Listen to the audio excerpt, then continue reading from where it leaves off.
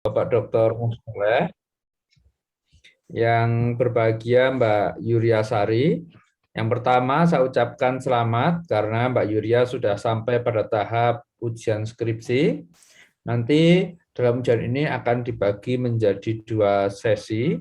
Sesi yang pertama adalah sesi pemaparan skripsi, dan sesi yang kedua nanti adalah sesi tanya jawab yang akan dilakukan oleh penguji. Gitu.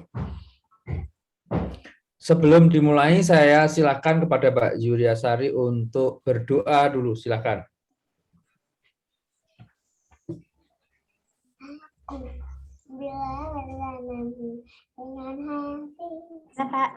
Ya, sudah.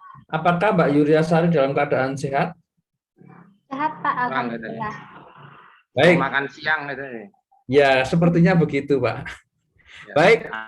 Itu kurang 15 menit, jadi nanti di kurang 15 menit akan kasih tanda begitu ya. Waktu tinggal 3 menit begitu.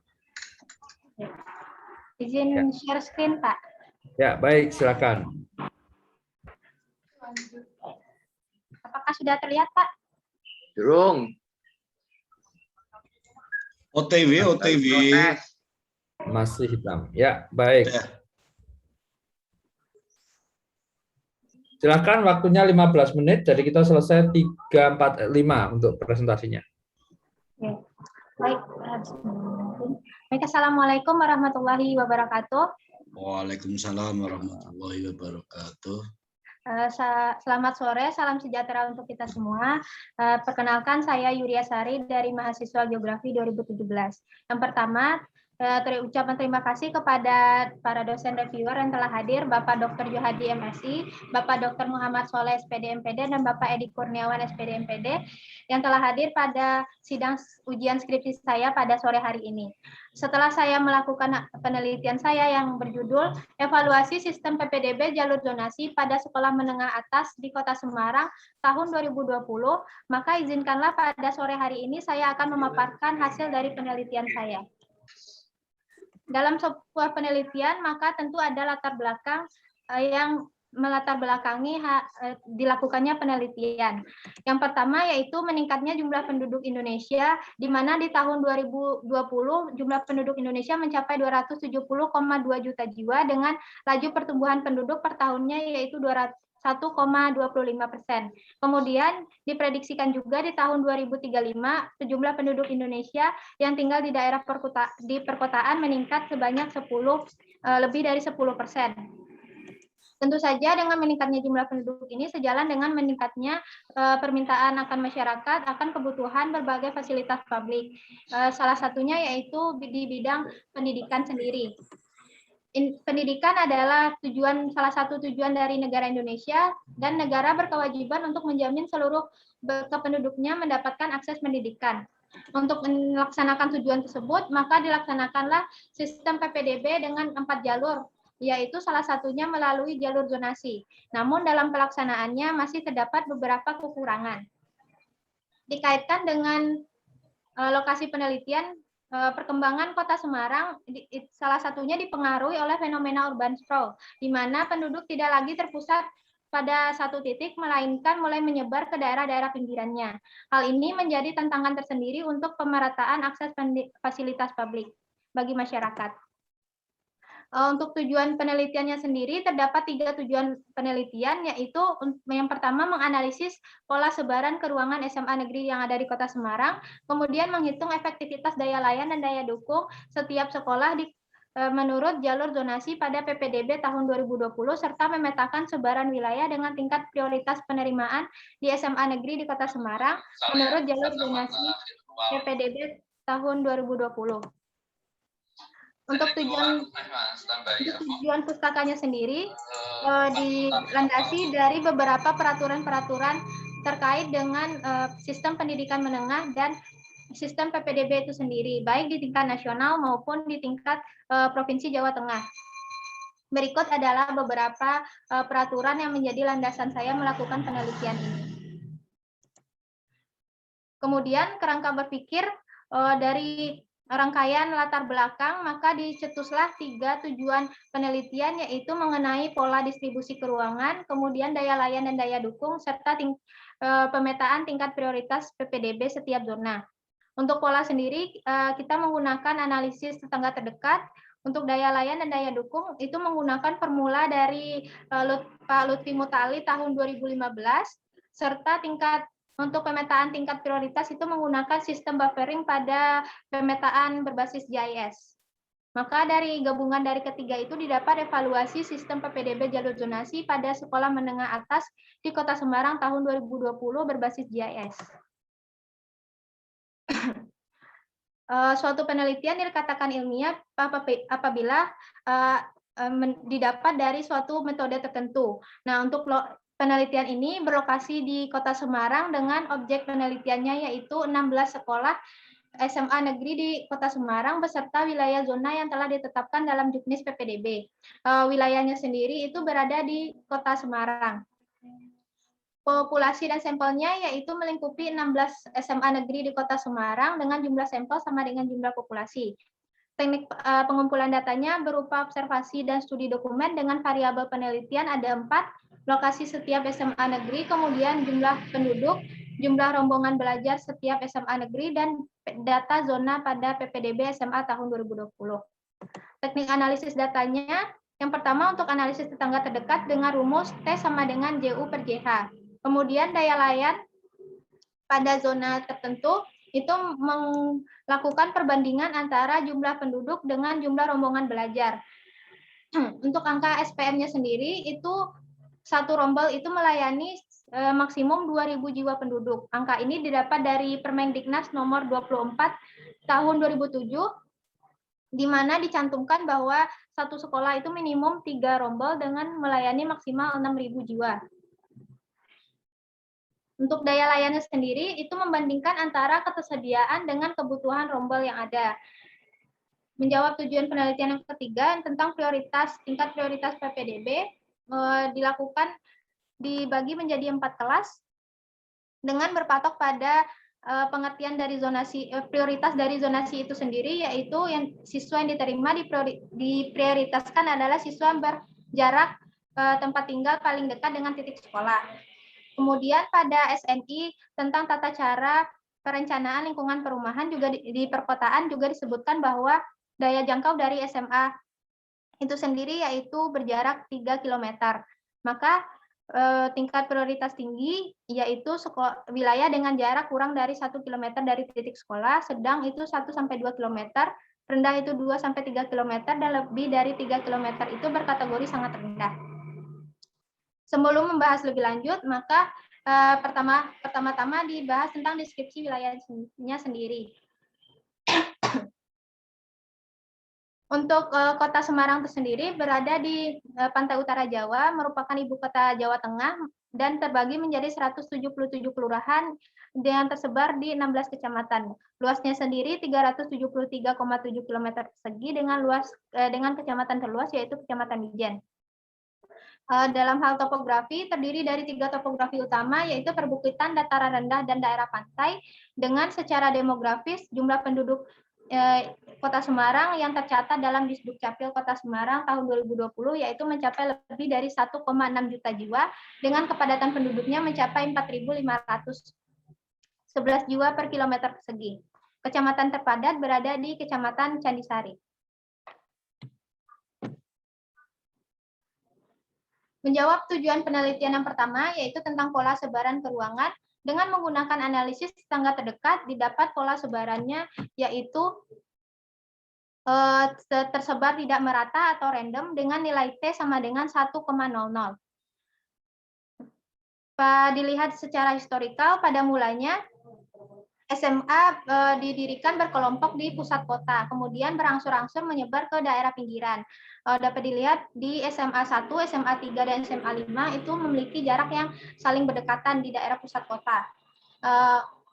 Faktor yang menyebabkan hal ini terjadi, salah satunya adalah fenomena urban sprawl tadi, kemudian adanya perubahan sistem transportasi, pembangunan perumahan, serta perkembangan dari infrastruktur Kota Semarang. Bila di-overlay dengan peta kepadatan penduduk, maka wilayah dengan yang berada di pusat kota dengan kepadatan penduduk yang tinggi memiliki persebaran SMA yang terpusat atau mengelompok. Selanjutnya menjawab tujuan penelitian yang kedua tentang daya layan. Rata-rata setiap sekolah itu memiliki daya layan fasilitasnya mencapai 11.109. Sedangkan dalam SPM-nya tadi satu sekolah hanya melayani 6.000 penduduk sehingga efektivitas daya layannya tergolong rendah yaitu 0,21 atau berkategori tidak efektif. Sejalan dengan daya layannya, daya dukungnya pun seperti itu. Hanya berkisar 0,21 dengan kebutuhan rombel yaitu sebanyak 172 rombel. Untuk tambahan rombelnya guna memenuhi kebutuhan dari pendidikan menengah yang setiap zona itu mencapai 140 tambahan rombel. Untuk menjawab tujuan penelitian yang ketiga yaitu tentang prioritas, ya, dapat dilihat bahwa lebih dari setengahnya yaitu 57%, rata-ratanya 57% dari total wilayah itu berada pada tingkat prioritas yang sangat rendah atau wilayahnya berjarak lebih dari 3 km dari titik sekolah. Hal rendahnya nilai daya dukung dan daya layan ini diakibatkan karena luasnya wilayah yang harus dilayani oleh setiap sekolah, sehingga penduduk yang harus dilayaninya pun semakin banyak. Angka tersebut semakin kecil, angka ini semakin kecil sehingga di tingkat prioritas PPDB tinggi, di kelas tinggi itu hanya berkisar 5% saja dari total wilayah. Berikut adalah peta dari sebaran tingkat prioritas PPDB SMA tahun 2020.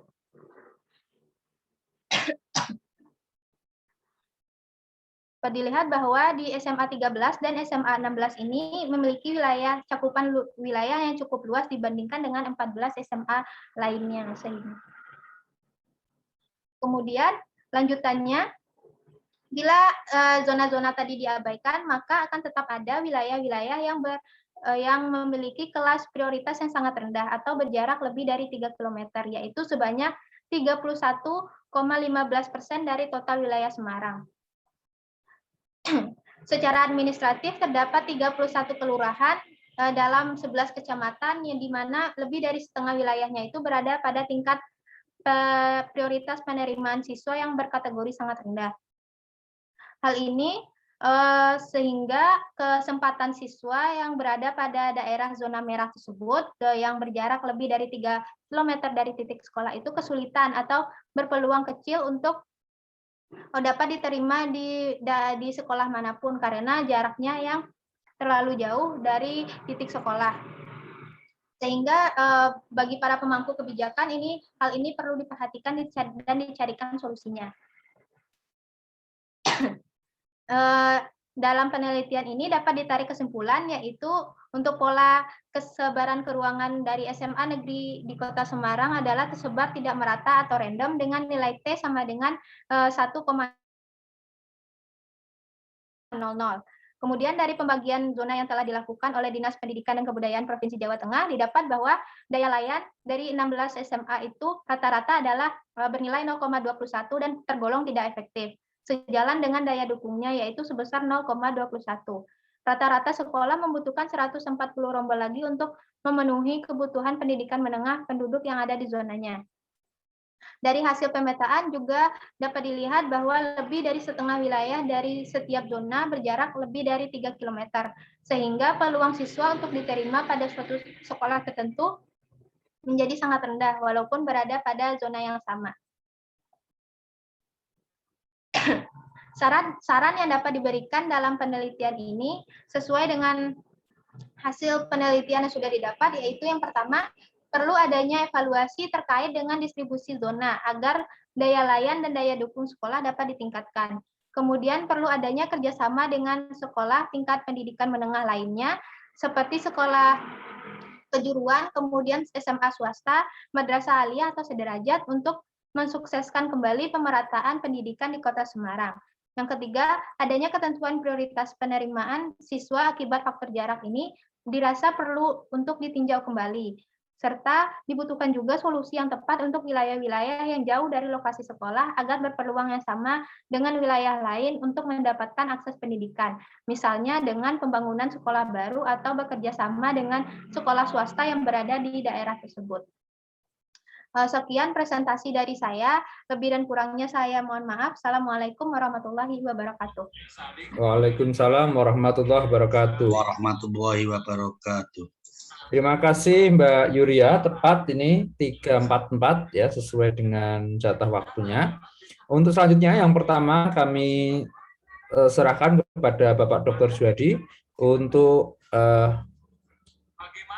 bertanya, memberi klarifikasi atau masukan kepada Saudara Yuria Sari. Kami silakan Pak Dr. Juwadi.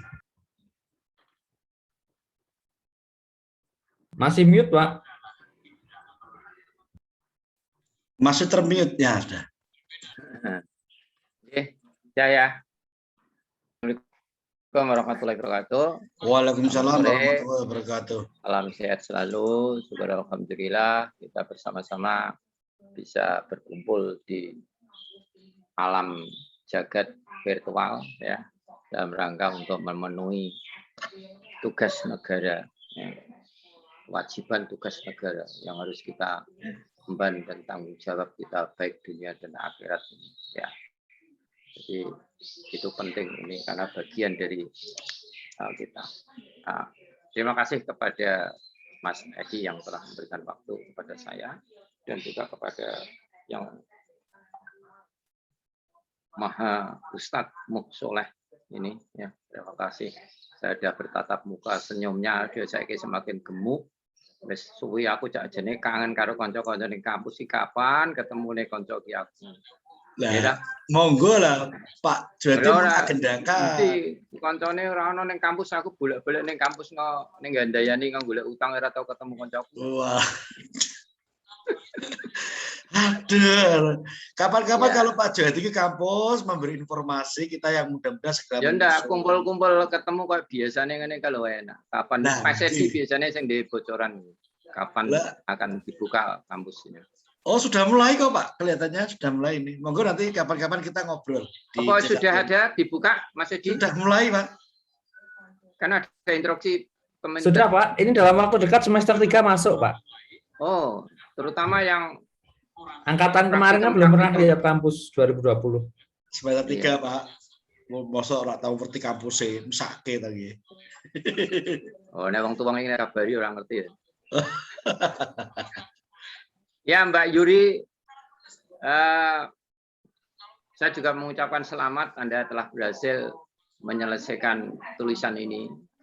Ya, saya juga ikut senang ya. Anda sudah berhasil menyelesaikan, ya, tinggal sekarang kan mau berjuang untuk meningkatkan skor itu ya. Jadi Mbak Yuria ini dalam proses proposal waktu dulu itu sudah sering komunikasi dengan saya, tapi setelah masuk di skripsi dia sudah mulai menghilang. Ya, menghilang. Tapi dia sering bahkan pernah ke rumah ya Mbak Yuria ya. Ya Pak, pernah Pak. Ya, itu diskusi tentang itu, bahkan temanya itu, waduh ini kalau kamu orang murni tema ini tidak cocok dengan kamu, harus kamu tema ini harus dimurnikan. Ya. Akhirnya sampailah pada kayak kotor weh dimurnikan. Aku wow. Jadi gini, jadi kadang-kadang kita di jurusan sok bingung. Jadi semua baik pendidikan maupun murni itu bisa meneliti tema yang sama, hanya cara pandangnya yang berbeda. Cara pandangnya, semua itu bisa diteliti oleh program murni, oleh bidang pendidikan.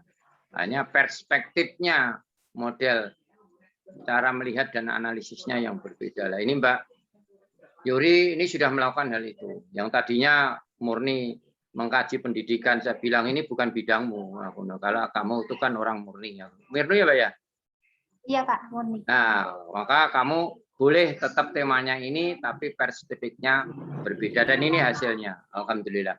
Saya ikut senang. Nah, namun walaupun demikian, Mbak Yuria, ini kan proses akhir dari ini. Saya ingin menunjukkan kelemahan-kelemahannya. Karena ini buat catatan kalian ya. Untuk Mbak Yuria ndak usah panik, lulus apa tidak, kowe tak lulus ke tetap dari saya kowe tak lulus ke gitu ya. Aku ngerti cara berpikirmu dan kamu juga dulu waktu kuliah banyak juga berkomunikasi dengan saya, malah bantu saya membayar ke jurnal saya ya Mbak ya. Diapusi, dibalik malah dituilang ya Mbak. Ada biaya admin ya Pak ternyata. Ya, itu. Jadi biar jurnal ini di-accept. Mau terakhir masa ditolak itu kan aneh. Gara-gara ada Republik Indonesia itu. Padahal sudah mengirim uang, sudah diminta proofread, sudah minta dana untuk diterbitkan.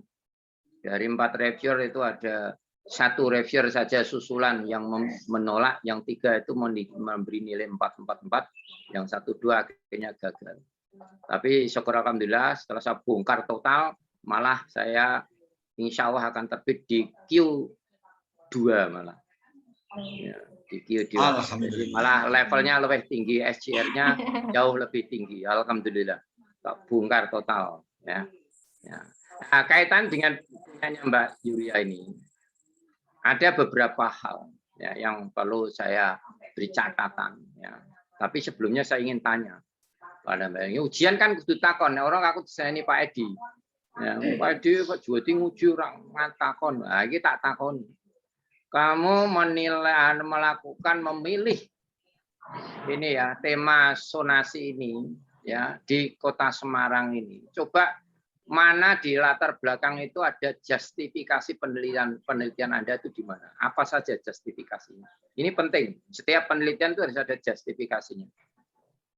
Ning latar belakang. Nah, ini penting ini.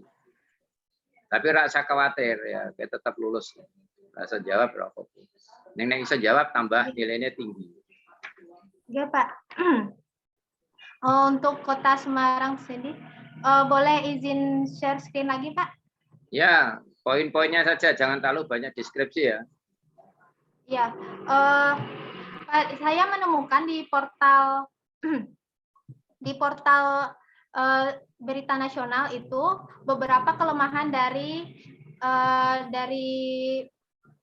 PPDB zonasi Kota Semarang sendiri. Salah satunya yaitu ini, di mana disebutkan bahwa kuota zonasi SMA negeri di Kota Semarang itu hanya mampu menjangkau tak lebih dari 3 km. Di sini disebutkan. Itu ono ning latar belakang enggak? Oh, ini belum ada Pak. Di latar belakang enggak? Belum ada Pak, soalnya ini baru ya itu namanya bohong ya. Itu harus masuk 1. Nah, ini yang penting. Ya. Jadi ada persoalan yang penting, satu justifikasi bahwa kuota zonasi SMA Negeri Semarang itu hanya mampu menjangkau tak lebih dari 3 km. Jadi kan persoalan. Iya. Berarti kan tidak semua hak peserta didik itu terwadai di sini. Ini penting. Jangan-jangan sistem zonasinya secara spasial itu yang nggak benar kan gitu. Nah, ini temuan yang bagus sebenarnya. Ya, namun Tata bilang ini intinya bagus ini kamu itu. Orang geografi ini orang non geografi enggak bisa dia model spasial kayak gini. Maksudnya kurang mantep lah. 1, yang 2 apa? Nanti ini dimasukkan ya. Ada kalimat di latar belakang. Nah, kowe iso ngomong ora mbok tulis piye malah barang penting. Ya, Pak. Terus. Lalu terkait dengan perkembangan Kota Semarang itu sendiri kan ada fenomena urban sprawl. Jadi sistem zonasi ini setelah saya petakan tadi kan juga terlihat bahwa tidak semua wilayah itu berada pada daerah yang kurang dari 3 km. Secara Oke. Nah, itu poin yang kedua. Iya. Ya, terus ketiga. Ada enggak di sana? Kamu menyebut urban sprawl ada, tetapi tidak dikoneksikan dalam konteks justifikasi sebagai pentingnya tema ini diteliti Kota Semarang. Nah, itu perlu ditegaskan nanti. 2. Ayo, 3.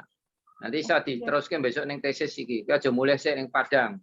Langsung ke S2 pendidikan sama Pak Soleh nanti. Pak Prodine baru Pak Soleh nanti. kesempatan ya Pak. Apa yang ketiga? Sopo wong tua kan jadi koprodi ra entuk to. Mas Edi licik. Nah, itu Pak Cahyo pasti itu ya. Pak Cahyo niku. Pak siapa? Pak Cahyo Budi. Saya Budi piye? Itu kan Kaprodi geografi kok. Oh, geografi. Kan yang lain ada sejarah. S2 kok. Oh. Wis diusulke karo Mas Edi kita cedak-cedak Mas Edi dadi kowe. Malah kesel kabeh. Apa Mbak? Ketemu dong. Baik Pak. Oke. Lalu di halaman 7 dikutip dari portal-portal berita kan sudah ada tentang kasus perebutan kursi yang dimana masih ada bangku-bangku kosong di beberapa sekolah, sedangkan di sekolah lain itu ditulis di anu ndak? Ditulis di latar belakang ndak? ada Pak di halaman 7, tapi hanya Ya, oke. Itu nanti ditegaskan kalimatnya. Itu penting sekali bahwa dengan zonasi ini sebenarnya di satu sisi memang positif, tapi di sisi lain ada beberapa hal yang menjadi persoalan. Nah, ini kan nanti bisa cari solusinya. Ini mengapa saya atau penelitian ini dilakukan. 3. Masih ada enggak? Sudah Pak, saya rasa cukup untuk kekurangan-kekurangan. Itu nanti munculkan ada 3 alinea penting di bagian terakhir 3. Terakhir 3 itu dari bawah, atasnya. Nah, atas boleh mau bilang yang kebijakan nasional enggak apa-apa, baru memfokus 3 alinea terakhir. Itu penting ya. Ini yang membuat Anda memilih tema apa penelitian ini ya. Oke ya. Bagus. Ya, itu sahabat. Ada 2 hal yang tidak kamu tulis tadi ya. Ya, Pak. Oke, saya tak share screen. Keluar ya. Share screen. Nah, ini tata tulis dulu aja ya. Ya, Pak. Gini, Mbak. Di pembahasan nggak usah ditulis ulang. Nah, ini kan kayak ini mana?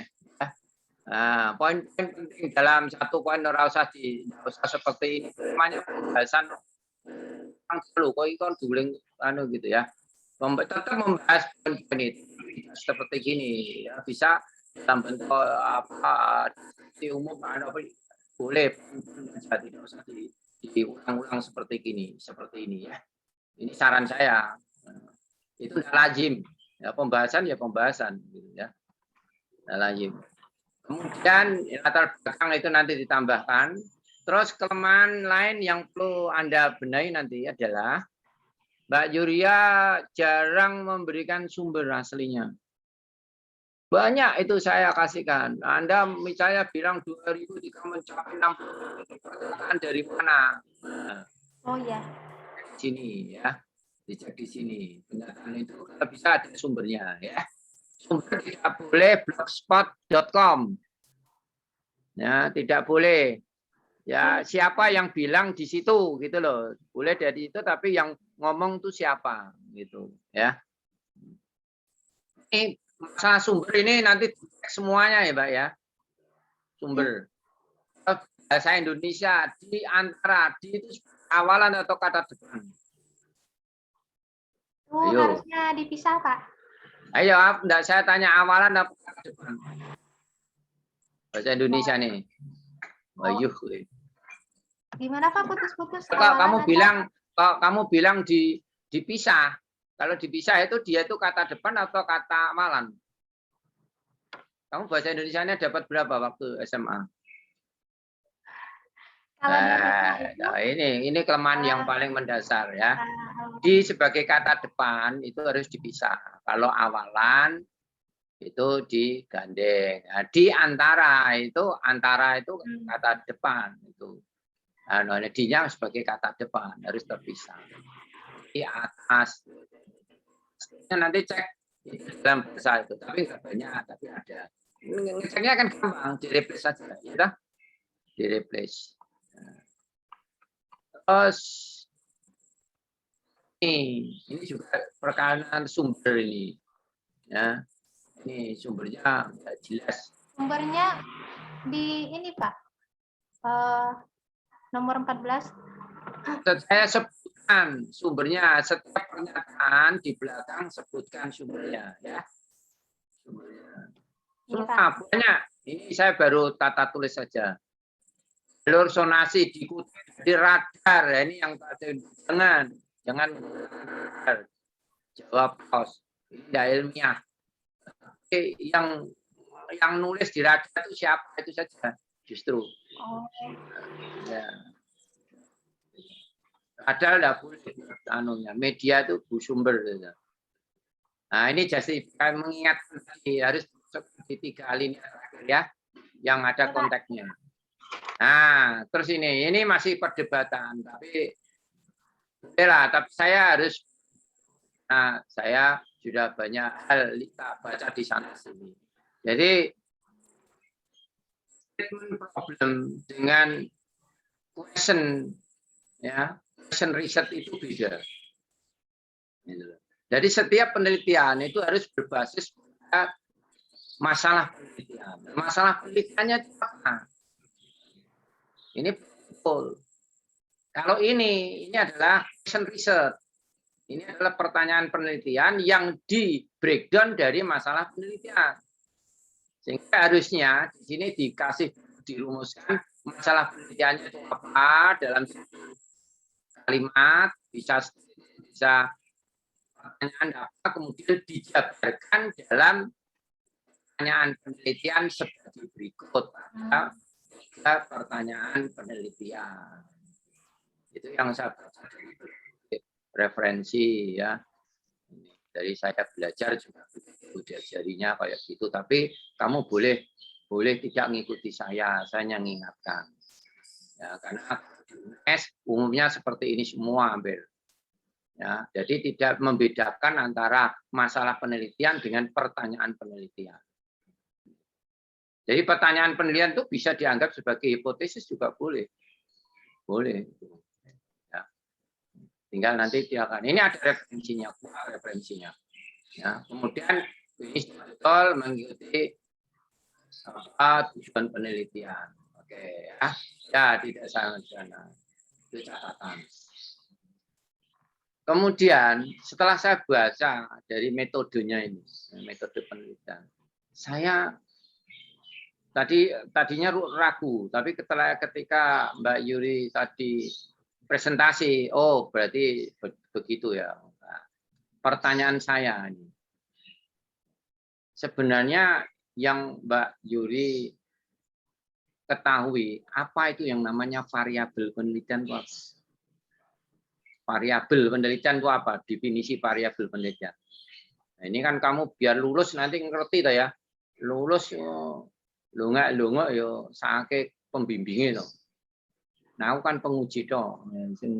Bertanggung jawab kan pembimbing nanti. Sake pembimbingnya nek kowe sembarangan. Apa itu? Yang namanya variabel penelitian itu apa? Ini kaitannya dengan punya kamu. Nanti saya tanya. Nah, variabel penelitian itu sendiri adalah apa saja yang akan diteliti, yang sumber data dari penelitian tersebut sehingga mencapai dari tujuan penelitian ini. Wah, tadi, salah Mbak. Orang ngono kok apa saja piye? Kowe nggawa HP ra? Kowe nggawa HP coba buka di Google. Variabel penelitian itu apa bunyinya coba. Biar kowe ngerti. Variabel penelitian terus kasih tanda tanya. Nah, nanti tak cross check kan dengan variabelnya kamu.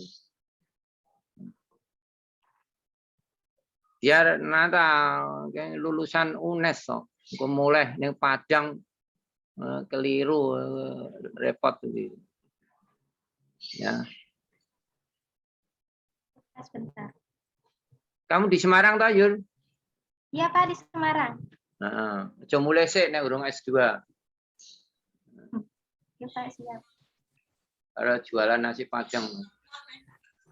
Wong Padang jak mau Jawa tambah mumet ujiane. Jadi jangan ngobrol Jawa we tambah mumet. Yuria ki wong kaya wong Jawa. Oh iya ta? Wah, orang Padang tadi bahasa Jawa dia tinggalnya dengan Bu Eva. Oh. Bertahun-tahun itu dia sama Bu Eva, asistennya Bu Eva itu. Iya, wes ketemu. Saya juga kok pembimbingnya bisa lari ke saya gitu, padahal bertahun-tahun. Bu Eva bener, biar dia mandiri, ora bener Mas Edi wis bener. Nah Bu Eva ngomong bimbing kok dikira kolosi, Bu Eva bener wis. Aja aku, kok malah pintermu ora ketok engko. Ngono. Apa variabel? Menurut Sugiono, tahun 2015, variabel penelitian adalah suatu atribut atau sifat atau nilai dari objek atau kegiatan yang memiliki variasi tertentu yang telah ditetapkan oleh peneliti untuk dipelajari dan kemudian ditarik kesimpulannya. Ya, oke.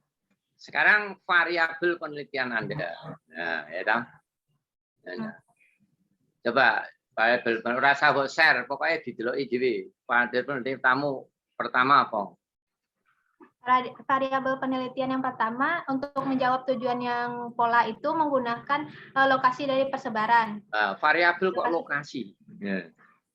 No, variabel kok lokasi. Variabel itu sebuah konsep loh, ya konsep atribut yang dia itu yang memiliki ciri-ciri yang khas dan dapat diukur.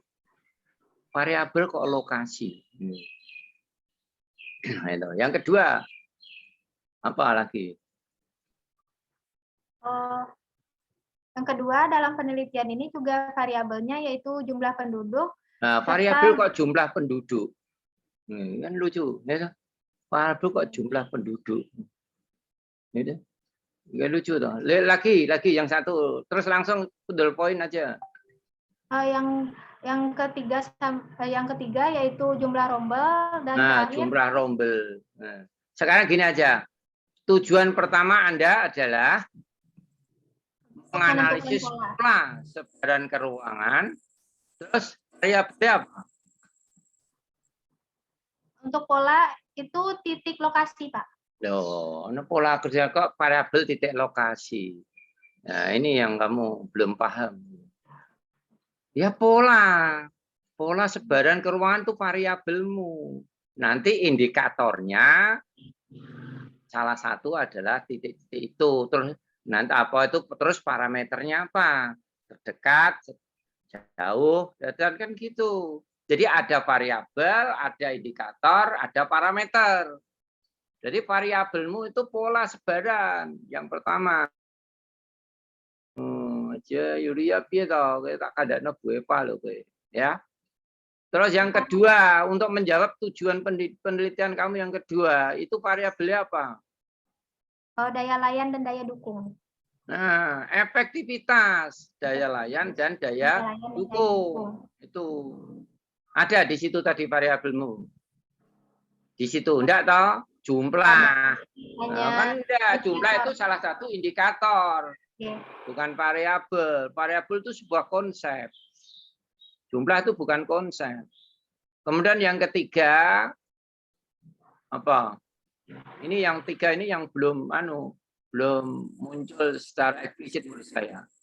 Ini tiga itu memetakan sebaran wilayah dengan tingkat prioritas penerimaan di SMA. Yang kamu maksudkan apa ini? Padahal yang pertama kan sudah pola sebaran. Ya, kok kamu yang ketiga kok memetakan sebaran wilayah? Nah, ini tekanannya di mana? Variabel apa yang akan kamu sebenarnya ide gagasan apa yang ingin kamu masukkan di situ sehingga untuk menjawab pertanyaan penelitian atau tujuan penelitian ketiga ini apa kira-kira? Nah, untuk tujuan penelitian yang ketiga itu mengenai tingkat prioritas penerimaan. Jadi tingkat prioritas. Jadi nanti tingkat prioritas. Nah, tingkat prioritas itu nanti indikatornya apa? Kan gitu. Parameternya seperti apa? Kan gitu, ya dah. Nah, jadi nanti variabelmu tadi itu sebagian indikator itu ya. Jadi dirubah ke variabel. Ini krusial banget itu. Itu yang nanti Anda sesuaikan. Nah, di dalam deskripsi sudah masuk ke sana. Hanya ketika kamu nulis di variabel itu yang menjadi yang nggak pas, nggak sinkron gitu ya. Itu kira-kira. Nah, dalam kajian literatur seperti ini mestinya kamu jangan nunjuk yang pertama, jangan sik. Yaitu tadi tujuan pertama, kedua konsep itu pola-pola tadi, pola sebaran, pola juga tuh dalam analisis spasial ya. Itu kan ada yang namanya pola, ada yang namanya proses, ada yang namanya kecenderungan, ya, ada namanya struktur, nah, gitu. Nah itu yang dibaca. Nah, kata sistem informasi geografis itu kan analisisnya. Ya, tapi dasar teoritisnya itu yang mana untuk memayungi dari tujuan penelitian yang sudah Anda rumuskan, yang akan dipecahkan dari masalah yang ada, gitu. Jadi kalau ya ini salah satu model analisisnya nanti. Tapi kamu lihat bahwa di dalam analisis spasial, kamu kan menganalisis spasial ini, iya dah. Iya, di situ ada tren, saya lihat, ada proses, ya. Di situ ada pola. Ini analisis spasial semua itu. Ya, itu justru yang dibahas untuk lebih jelasnya supaya nanti kamu gampang untuk memperbaiki ini. Kamu baca bukunya Hadi Sabari Yunus tentang metode penelitian wilayah kontemporer warna coklat. Ya dah. Kene aran duwe, kowe duwe ra wonggo. Nah itu halaman di bab 1, 2, 3. Iya. Itu yang bab 4 lainnya itu masalah metode biasa itu probability sampling, non probability sampling dan sebagainya. Itu nanti kamu akan di sini. Terus gunakan jurnal-jurnal tulisan dari Bapak Ibu dosen geografi. Ya, yang terkait dengan analisis spasial semacam ini. Kamu tidak ada satupun jurnalnya orang geografi yang masuk di sini loh tulisannya, ya? Ya, Pak. Itu ada SK rektornya loh. Ada SK rektornya. Ada enggak yang dari geografi yang kamu ambil? Jangan skripsi loh, skripsi tidak boleh buat referensi.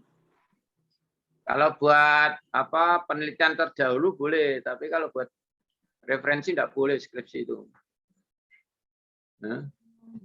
Sedikit, Pak. Nggak ada toh tulisan yang terkait analisis spasial di itu jurnal-jurnal toh. Nah, itu cari Mbak, nanti tolong. Tulisannya Mas Edi itu ada mungkin. Ya, Mas Edi itu punya Scopus. Sudah indeknya sudah 3 loh, tak baca itu. Ya Mas Edi ya. 3 apa 4, Mas? 3, Pak. 3. Hitungannya Pak Jody itu baru 2 itu Scopusnya. Pak Jody juga ada pablon, kemudian ID ORCID-nya juga ada, kemudian ID apalagi yang satu ORCID, kemudian Google Scholar, kemudian Scopus, kemudian yang satu lagi itu WOS, Web of Science. ID itu di situ ada juga analisis spasial. Ya, dicari di ada di Google ada, ya. Punyanya Pak Soleh, punyanya Pak Bapak yang lain. Munculkan di sini ya, tidak ya. Dan ini penting ini juga di depan ini ya. Yang ini. Mbak. BTA semacam ini. Ini kan ya. Setiap Anda mengadakan itu di sini tidak ada sumber yang pasti. Dan ini oke ada yang lain banyak yang dari sumbernya. Ini kan penting. Ya, ini data penting. Ini jangan digunakan dalam teori. Ini diringkas menjadi sebuah bahwa ketika penentuan fasilitas pelayanan lingkungan pemukiman sebagaimana dalam rangka untuk misalnya tata penyediaan itu ya, itu menggunakan beberapa variabel dan indikator, misalnya penduduk, luas lahan dan radius jangkauan. Terus siapa? Jangan tulis datanya. Ini nanti boleh dilampirkan saja. Ini kan data, bukan ini dilampirkan di lampiran. Tapi isinya di sini adalah pernyataan-pernyataan dari konten substansi isi dari tabel ini. Ya, tentang kriteria penentuan fasilitas layanan lingkungan pemukiman sebagaimana yang dilansir oleh siapa. Nah, gitu. Nah, nanti ini lampiran ini kan salah satu penjelasan lebih lanjut. Jadi jangan dimasukkan dalam kajian. Yang dimasukkan itu teorinya, konsepnya, ya. Ya, Tahu Pak. maksud saya? Tahu, Pak, paham. Nah, itu ini dilampirkan, tapi tadi pernyataannya yang penting gitu. Kemudian ini PPBD terkait dengan zonasi ini juga penting. Ya, ini oke ya, tidak masalah. Jadi ini hal-hal yang sangat sangat krusial yang penting. Pelayanan oke gitu lah. Terakhir, ini harus ada sumber, Mbak. Ini dikira nanti punya kamu nanti. Ini kan rumusnya orang ini. Iya. Ya, mana sumbernya? Iya. Ini harus ada sumbernya. Ini saya kasih komentar sih. Sebutkan sumbernya. Nah, ini loh. Ini penting kalau perlu sebutkannya di belakang rumus. Mbak Yuria coba lihat disertasi saya yang formula itu di situ titik-titik terus kasih angka menunjukkan sumbernya. Nah itu ya. Mbak tadi kan lihat efektivitas ya. Nah ini sumbernya apa? Efektivitas daripada ini kan pernyataan tujuan penelitian tadi ya dah. Sumbernya Mbak. Nah, ini saya tahu sumber. Ini supaya nanti kalau dirujuk orang itu tahu. Ini kan seolah-olah seperti karangannya Mbak Yuri, padahal bukan, ya dah. Malah nanti tidak ilmiah. Ya, supaya ilmiah kasih sumber. Terus tentang fungsi layanan. Kalau bisa ini dikasih di bold, Mbak. Oh, di bold. Oke, Pak. Pak. Nah, ini juga sini B-nya ini di bold. Ya, boleh instruksi sebentar. Ya. Terkait sumbernya yang tadi di atas sudah ada muta'ali tahun 2015, Pak. Iya, tapi di rumus tetap kasihkan. Kan sudah lepas, siapa tahu nanti orang lihat tak gula ini dulu muta'ali ya, ini kene muta'ali ini. Konteksnya kan itu. Ya, ini, ya. Ini apa ya? Ini kalau ini ditulis lagi di sini muta'ali. Muta'ali gitu. Jadi khusus untuk ini terus ada. Itu tata karena ini sudah spesifik menyebutkan sebuah formula. Gitu. Nah, mutuali nanti kalau ada pertanyaan kenapa kamu menggunakan mutuali? Apakah mutuali juga bicara tentang zonasi? Nah, itu nanti jawabannya gimana kamu? Apa dalam menggunakan zonasi selama ini itu menggunakan rumus ini? Kan kalau penetapan wilayah zonasi itu didasarkan pada rapat dari kepala sekolah. Nah, dari yang saya dapat dari Juknis itu, dalam penetapannya itu dikaitkan dengan lulusan dari wilayah-wilayah itu, Pak. Wilayah dari lulusan dari SMP kelas 9. Dari situ. Maksud saya dasar zonasi yang digunakan oleh sekolah itu apa? Oleh Dinas Pendidikan. Selama ini yang di dalam praktek di existingnya. Nah, untuk zonasi tahun 2020 itu menggunakan batas administrasi. Jadi administrasi, terus administrasi kelurahan. Tapi di tahun 2020 apa dengan administrasi? Administrasi kelurahan. Jadi ditetapkan zona-zona berdasarkan dari kelurahan-kelurahannya, Pak. Nah, Sedangkan kamu dalam analisis ini menggunakan tetangga terdekat, itu punyanya Mutu Ali. Ini match apa enggak? Gimana alasannya? Karena untuk menentukan polanya sendiri Pak menggunakan analisis tetangga terdekat. Untuk daya layan dan daya dukungnya itu menggunakan Muta'ali dengan indikatornya yaitu jumlah penduduk. Nah, itu untuk dasar sonasi atau untuk yang membahas sonasi yang ada? Kalau jumlah penduduk sendiri di penetapan zonasi yang dilakukan pemerintah itu tidak, karena mereka menggunakan itu proyeksi lulusan pada sekolah di jenjang di bawahnya. Nah ya, terus Jadi Anda menggunakan model spasial murni, padahal dia menggunakan dasar administratif dan menggunakan dasar lulusan yang calon lulusan sekolah di bawahnya. Gitu. Nah, terus penjelasanmu rasionalnya gimana supaya bisa memberikan masukan bagi kebijakan zonasi yang sudah berlaku selama ini? Apa yang Anda sampaikan di sini? Jadi dalam di sini, penelitian ini. Daya layan perhitungan daya layan yang diberikan yaitu perhitungan daya layan secara kasar dengan indikator utamanya jumlah penduduk. Bila menggunakan daya layan aktual, misalkan dengan jumlah penduduk yang sekolah, itu akan kesulitan untuk menentukan angka SPM dan angka APK APM yang dulu saya sarankan ini. Perkelurahannya. Soalnya kan di sini detail analisisnya ke daerah kelurahan, Pak. Sedangkan untuk nilai APK dan APM-nya data tersebut tidak ada. Iya, hanya kecamatan.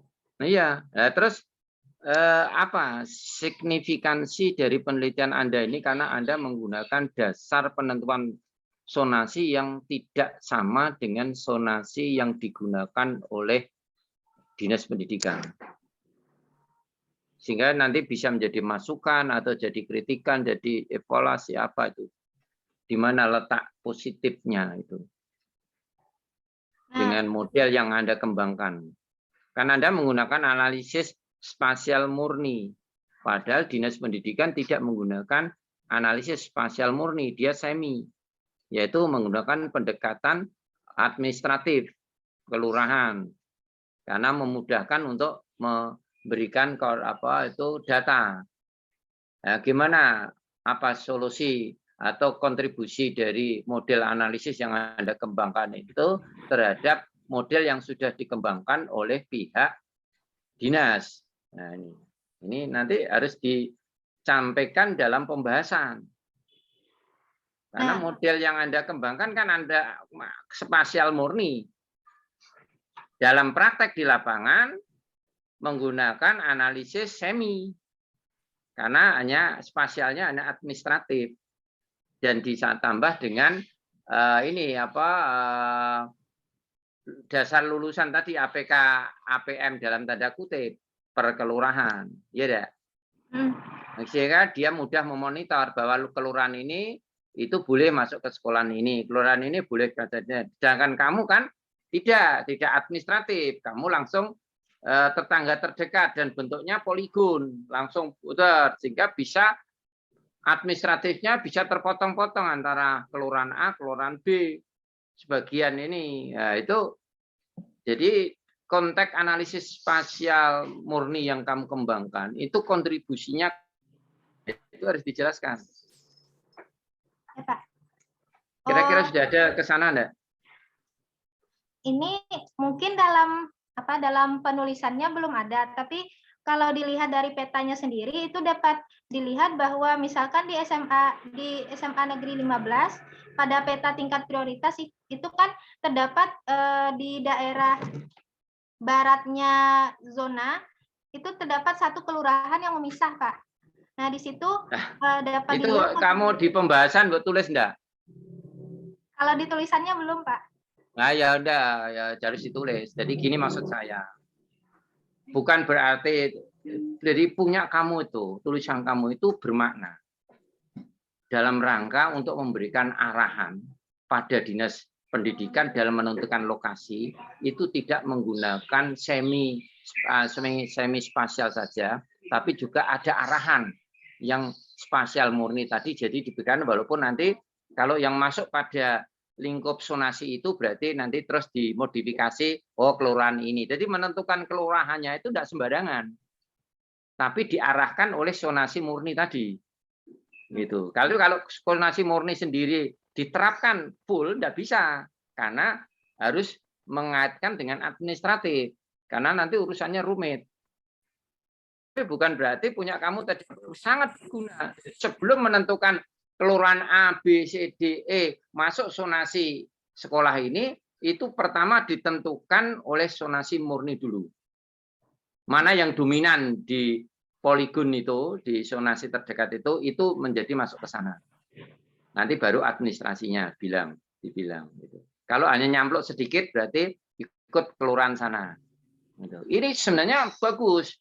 Gitu. Itu tolong kalau bisa diarahkan. Kamu tidak merubah dalam pembahasan supaya nanti ada temuan penelitian ini yang bisa memberikan masukan pada dinas pendidikan bahwa menentukan kelurahan sebagai zonasi itu tidak serta-merta. Ada dasarnya. Analisis tanda terdekat tadi. Ya karena ini penting berdasarkan tentang populasinya juga, penduduknya. Malah anak usia sekolah. Ya. Kurang lebih gitu, karena mutuali itu mengembangkan rumus itu tidak diperuntukkan untuk ini, gitu loh. Ya, tapi untuk tetangga terdekat. Ya, terdekat itu berasosiasi sebagai sebuah zonasi untuk kepentingan tertentu itu boleh. Nah, jadi teori itu boleh digunakan hanya sebagai awal petunjuk arahan untuk pengembangan zonasi supaya pengembangan zonasi itu tidak subjektif. Ada landasan ilmiahnya. Gitu. Ini yang penting nanti di dalam pembahasan, oke? Jangan terlalu panjang-panjang. Nanti kesorean Pak Soleh sudah ngontak-ngantuk. Yang terakhir, nah, semua peta layoutnya nggak benar, menurut prinsip kartografi. Ya, di dalam teks peta yang dipersepsikan sebagai gambar, itu kan tulis gambar 1, gambar 2, gambar 3. Layoutnya tidak seperti itu, Mbak. Ya. Jadi saya sudah ngasih contoh itu layout. Nanti tak share layout di dalam. Itu berlaku internasional, itu tidak itu ya. Kamu kalau lihat di buku-buku teks, di laporan-laporan itu, kalau ada peta di dalam teks tubuh itu layoutnya tidak seperti itu. Layout seperti itu untuk lampiran. Di lampiran seperti itu. Tapi kalau di dalam teks tidak seperti itu layoutnya. Ya, itu perbaiki nanti. Kalau Anda nulis di jurnal-jurnal internasional, peta di dalam jurnal tidak boleh lihat seperti itu, dicoret sama reviewer. Kalau reviewer saya langsung coret C. Ya. Tidak seperti itu, karena standar dulu itu ya, tidak efisien. Bahkan mengacu dari substansi dari informasi peta itu sendiri. Ya, nanti pakai contoh yang sudah saya kembangkan. Ada apa saya punya nanti saya share. Ya, saya kira itu yang pokok-pokok, nanti secara detail bisa komunikasi secara personal ya. Biar Pak Soleh ini sudah geget-geget ini, kita ono mimpin tahlil ini ya. Oke, terima kasih Mas Edi. Kita santai aja ya. Wassalamualaikum warahmatullahi wabarakatuh. Waalaikumsalam warahmatullahi wabarakatuh. Terima kasih Bapak Dr. Juhaji.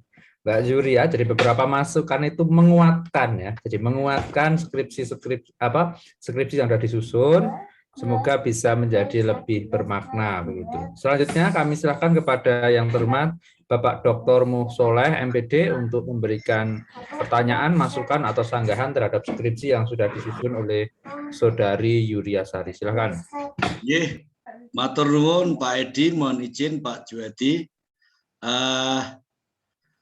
Untuk Mbak Yuria ya, saya mengucapkan selamat, saudara sudah menyelesaikan skripsi, dan ini kalau menurut saya pribadi ya, ini sangat baik ya, sangat baik.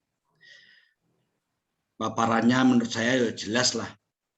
Hanya saya ingin menyoroti hal yang apa ya, yang receh-receh dulu. Ya. Mohon maaf Pak Juhadi, mungkin untuk share screen-nya bisa ditarik dulu, di stop dulu Pak Juhadi. Iya lali.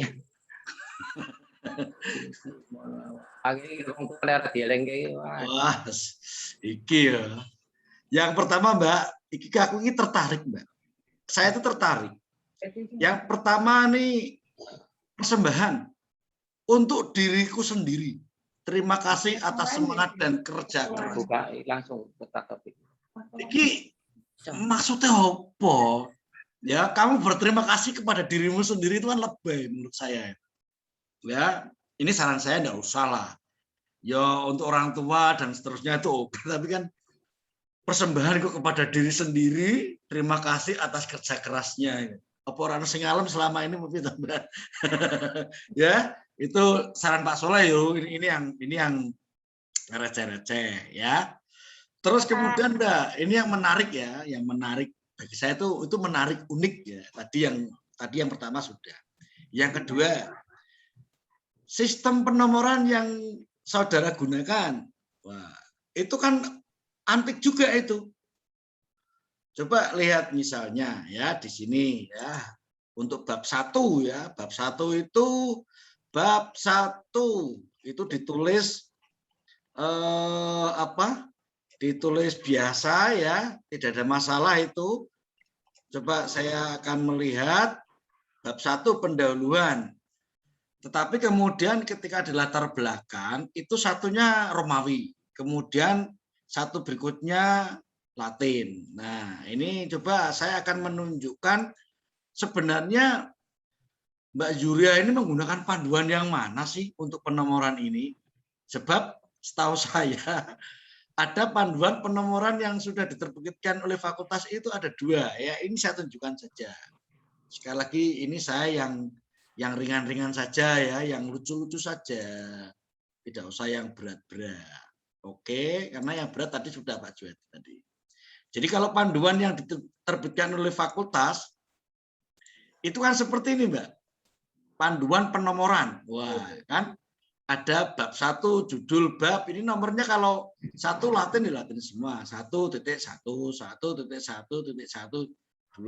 Jadi kalau Mbak Yuria kan enggak ini. Satunya kan Romawi itu? Iya, kelewat Pak ya. Termasuk bab 2 dan seterusnya Romawi terus .1 terus kemudian menjadi bersusun. Lah ini enggak konsisten. Nah, kalau mau menggunakan model kombinasi huruf dan nomor seperti ini, mau bersusun seperti ini, tinggal memilih yang mana. Ya, karena ini sudah ada panduan. Iki saya nyusun pembimbing dulu. Ya, tidak boleh dikombinasi gitu ya. Makanya itu harus menggunakan salah satu ya. Boleh berimprovisasi boleh ya, tapi harus ada panduannya. Ya, nanti kalau dapat seperti itu kan, tetapi sebenarnya ini kan gampang ya, tinggal mengganti saja. Oke. Berikutnya Mbak. Saya itu tidak banyak ya. Tadi tertarik, cuman menurut saya itu agak sedikit ngejak gelut. Ya. Ngejak gelut, ngejak bertengkar dengan sekolah swasta. Mengapa? Sebab di bagian simpulan saudara itu ada semacam usulan setiap sekolah itu harus menambah total 140 rombel. Lah kalau sampai itu didengar oleh sekolah swasta, lah sekolah swasta itu mau dapat siswa dari mana? Itu kan harus hati-hati loh ya, menggunakan tambahan 140 rombel. Ingat nggak ada 140 rombel di bagian simpulan itu? Jadi setiap sekolah ya, itu ada toh? Boleh menanggapi Pak? Iya, gimana itu? Ada. Nah, di sini ngeri. Nah, tambahan kan tadi didapat daya dukungnya 0,21 dengan tambahan rombelnya 140 rata-rata. Nah, 140 rombel ini saya kira saya maksudkan di sini hanya sebagai kajian matematis dari untuk memenuhi kebutuhan penduduknya, kebutuhan pendidikan menengah di penduduknya. Namun untuk pelaksanaannya di lapangan tetap kan tidak mungkin satu sekolah itu menambah 140 rombel lagi. Jadi dalam saran saya juga menyarankan untuk bekerja sama dengan sekolah swasta atau bentuk sekolah menengah pendidikan menengah lainnya. Ya, itu jangan sampai berhenti ya. Jadi harus sampai tuntas ya. Oke.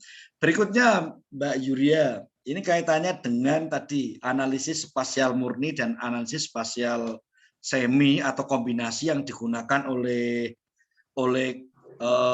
Dinas Pendidikan dan yang kamu usulkan. Kalau yang seandainya ini ya, yang Dinas Pendidikan itu mendengar kemudian menerima usulan Mbak Yuryasari, itu kan dasar perhitungan siswa diterima di sekolah, ya itu kan akan semakin banyak ya instrumen yang dipertimbangkan, sehingga akan muncul beberapa kelurahan. Ini sudah terjadi nih, ya meskipun kombinasi. Ada satu kelurahan itu yang zonasinya itu ditolak di mana-mana, di zonasi 1, 2, 3 karena dia serba jauh itu. Nah, kira-kira hasil penelitian saudara itu sempat nggak mengidentifikasi korban-korban zonasi dari kelurahan-kelurahan yang dia menjadi korban dari zonasi itu? Nah, ada nggak Mbak seperti itu? Ada Pak di bab hasil dan penelitian itu yang mengabaikan zona-zona. Kan tadi sudah dipetakan untuk mengabaikan zona-zona itu terdapat 31 kelurahan yang tersebar di 11 kecamatan, di mana lebih dari setengah wilayah kelurahannya itu berada di luar zona manapun. Maksudnya wilayahnya lebih dari 3 km dari titik sekolah. Dan di situ diusulkan bahwa bila ada pembangunan sekolah baru dapat dilakukan di wilayah tersebut, wilayah zona merah tersebut yang lebih dari 3 km. Padahal zona merah itu juga tersebar lagi ya Mbak ya? Iya, sesuai zona-zonanya. Kemudian dibangun sekolah lagi, nanti pemerintah kota berkelahi lagi dengan sekolah-sekolah swasta Mbak. Iya. Tadi usulan sarannya ada 2 Pak. Yang pertama itu apabila pemerintah daerah mencanangkan pembangunan sekolah baru, maka dapat diprioritaskan di daerah-daerah yang zonanya merah. Lalu kemudian bila itu tidak bisa terjadi, mendapat alternatif kedua dengan bekerja sama dengan sekolah-sekolah lainnya seperti sekolah kejuruan atau SMA swasta. Ya, saya suka dengan jawaban yang kedua tadi. Jadi jangan sampai mengabaikan keberadaan sekolah swasta. Nah, itu juga harus dipertimbangkan. Meskipun dalam konteks pelayanan pendidikan itu memang menjadi tugas negara atau pemerintah. Ya, ini menurut saya memang tadi itu yang perlu saya beri nilai plus ya. Terus kemudian Mbak, ini tambahan juga. Meskipun tadi sudah disampaikan oleh Pak Jody kaitannya dengan sumber-sumber itu silakan dilengkapi ya. Jadi misalnya rumus-rumus itu ya jangan terpisah halamannya. Tabel-tabel jangan terpisah halamannya. Terus kemudian kalau tabel ada sumber itu ya semua harus dilengkapi. Itu ada beberapa tabel yang saya lihat tidak dilengkapi oleh sumber ya. Terus kemudian juga saya mengapresiasi ketika waktu kita review itu, dulu kalau tidak salah itu kan mau SMP dan SMA ya. Nah, saya menyarankan dulu SMP, SMA, SMK, Arbo Ayah IKB. Lawang SMA saja sudah seperti ini rumitnya. Wah, nanti kalau tambah SMK, tambah SMP, lah ini nanti saudara bisa lebih mengembangkan lagi. Yang kalau SMP seperti apa, kalau SMK seperti apa, ini tentu akan semakin banyak peluang ya. Itu saya rasa kok itu ya tidak banyak yang bisa saya sampaikan karena tadi saya sudah menyiapkan ini, ternyata Pak Jody masuk situ. Mau ini Pak Jody, udahlah alhamdulillah berarti memang saya itu ya ngenutke sing tuwa wae sing lebih paham lah. Gitu Pak Jody. Dari saya cukup Pak Edi, Mbak saya ngisi tadi kan banyak hal, dengan juga banyak hal yang masukan sangat penting tadi didengar Mbak. Ini penting, yang tua ini orang tua kelopo nanti perserana santan yang gopo kan ngono. Sing penting jadi ya. Sing penting kapan ngopi-ngopi kita nanti kode-kode. Nggih, sampun Mas Edi dari saya cukup. Assalamualaikum warahmatullahi wabarakatuh. Waalaikumsalam warahmatullahi wabarakatuh. Terima kasih Pak Dr. Soleh. Jadi Mbak Yuria ini kayaknya yang di persembahan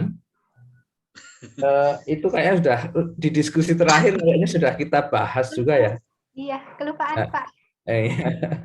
Kemudian yang termasuk 140 rombel itu, ya kan, saya jangan terputus dengan rekomendasinya itu. Jadi meskipun di rekomendasi ada di simpulan kayaknya sudah ini harus diberi catatan dalam mana diberi penjelasan gitu biar tidak otomatis murni perhitungan kan gitu. Jadi memang dalam proses bimbingan itu kita banyak diskusi dan ada kendala terkait bagaimana menghubungkan swasta dan negeri karena swasta ini kan bebas tanpa zonasi, sedangkan yang negeri ini menggunakan zonasi sehingga ada beberapa hal yang memang menjadi kelemahan yang tidak bisa kita ungkap secara penuh karena memang kebijakannya berbeda begitu, Mbak Yuria. Baik, itu masukan-masukan sudah dicatat semua, Mbak Yuria ya? Ya, Pak. Siap. Ya, baik. Untuk selanjutnya ujian akan kita skor sebentar. Untuk itu kami mohon kepada host Pak Musoleh untuk memindahkan Mbak Yuria ke waiting room lagi. Oke, sebentar. More, Ini kemudian nggak more. bisa dipindah ini. Bisa. More punyanya Mbak Yuria, terus more. Nggak bisa ini. Harusnya pindah saya coba. Sebentar.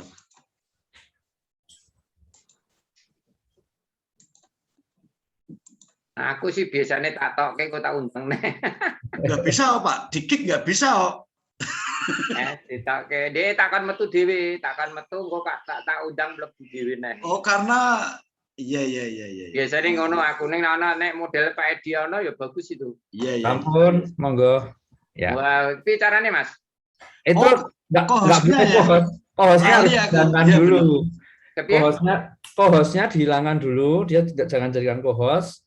Setelah itu Pak Ju, di put in waiting room. Waiting room. Oh, ngono dipindahin bisa ya. Ya biasanya takkan metu dek takkan mlebu nek tak telepon. Ya, itu sih tahu bagus. Cocok. Monggo Pak Soleh, Pak Ju. Nah, aku sih iki penelitian bagus.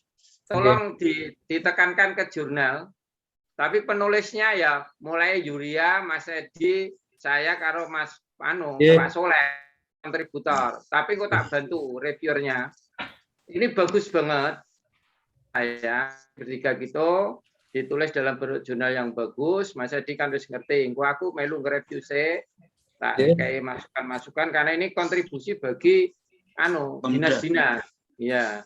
Karena saya di luar ini saya sudah pernah bincang-bincang dengan Kemendikbud untuk berpikir bagaimana sistem zonasi nasional. Saya menyanggupi dalam hal ini walaupun belum ada tindak lanjut tapi akan dianggarkan tahun 2022 karena menggunakan web GIS itu sudah ada pembicaraan awal sehingga ini dibikin jurnal untuk mendukung bahwa ini data gitu.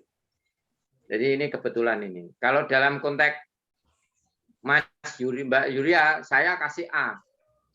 Apa-apa tak kasih iki bagus. Dene dibandingkan karo sing embel-embel sing lagi ora nggawe skripsi ming seminggu terus diluluske iki aku nak tegel iki, ya ta? Mas Soleh. 14 semester lho, Mas. Acak-acakan tok jujuk DKI B ngono. Kita ndak adil. Ini dia berjuang benar dari awal ini. Dan anak ini potensial. Ya. Ya, saya kasih nilai ya piro 90 apa piro lah. Aku Oppo 89 mau ngikuti jenengan. Ning tak kasih A. Ya, saya. Orang memengaruhi jenengan. Fair. Monggo Pak Soleh. Kalau saya tadi hanya perbaikan kecil ya. Jadi kalau isinya kan saya sudah sampaikan ya. Saya di awal sudah menyampaikan sangat bagus ya. Hanya perbaikan kecil yang menurut saya tadi lucu-lucu tadi. Jadi ya kecil tapi penting itu, Mas. Ya. Nggih, saya juga intinya seperti itu Pak Jody. Jadi saya luluskan dengan nilai maksimal. Begitu Mas Edi. Baik. Terima kasih Pak Soleh. Sehingga bisa diluluskan nggih ini. Lulus ya. Pokoknya diterima dengan revisi ngono Mas. Aja juga ini lho. Sangat bagus gitu. Nanti ben luwih apik iku mau dandani sesuai saran-saran. Tata tulis tadi dari Mas Pak Soleh tadi itu bagian dari karya ilmiah dan memang harus diperhatikan. Ya, terima kasih. Untuk yang artikel, ini saya sependapat dengan Pak Ju dan memang tidak saya sarankan untuk masuk di jurnalnya geografi yang mahasiswa itu. Kemarin sih ada beberapa sudah saya siapkan dan sudah sedang ditulis oleh Mbak Yuria begitu. Jadi kalau ini kemungkinan terburuknya ke geografi UNED itu terindeks WOS dan apa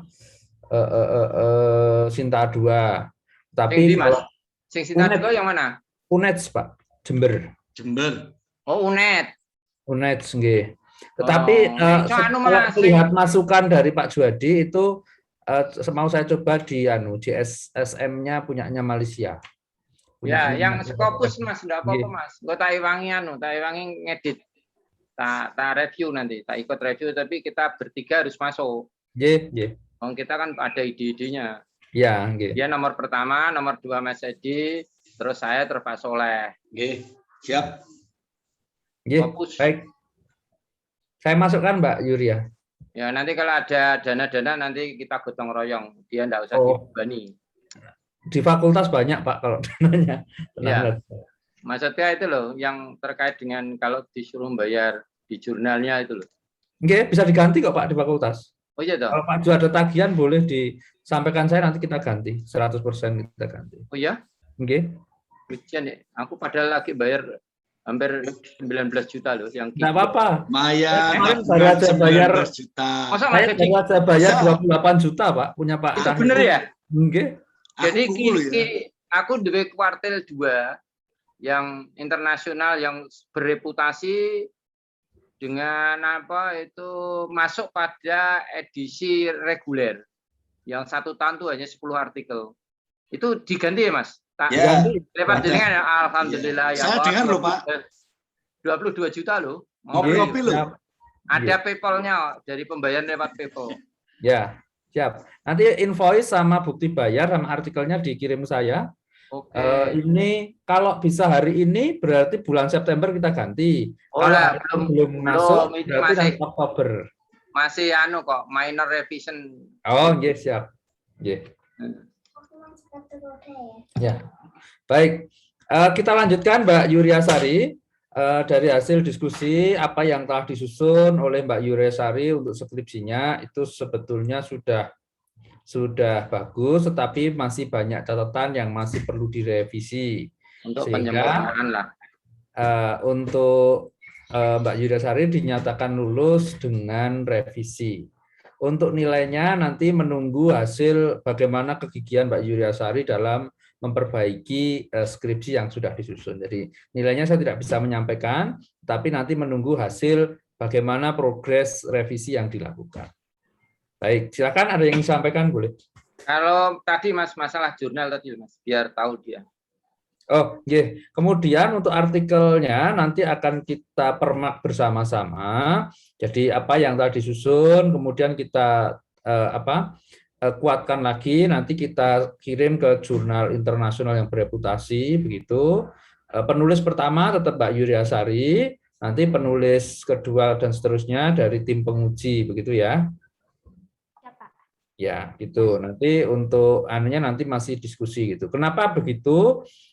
Karena gini, kalau nanti Mbak Yuria Sari kok dapat kesempatan S2 beasiswa, kemudian pengen jadi dosen, itu akan menjadi nilai plus. Oh, sudah punya Scopus gitu, karena kan masih jarang yang lainnya, bahkan yang lulusan S2 aja jarang begitu. Nah, sehingga bisa meningkatkan kepercayaan diri nanti kalau untuk melamar dosen atau melamar yang lain begitu. Dan tentang penulis, bahwa di jurnal-jurnal internasional, semakin banyak penulis yang membackup bidang keilmuannya, itu kualitas tulisan lebih dihargai daripada nulis sendiri. Misalnya jurnal Scopus, isinya Puji Hardati, ya itu nilainya lebih rendah kalau hanya sendirian. Tapi kalau ada Puji Hardati, ada Pak Soleh, ada Pak Edi, ada Yuri, itu nilainya lebih tinggi. Penghargaan kualitas akademiknya. Jadi juga jangan khawatir. Ya.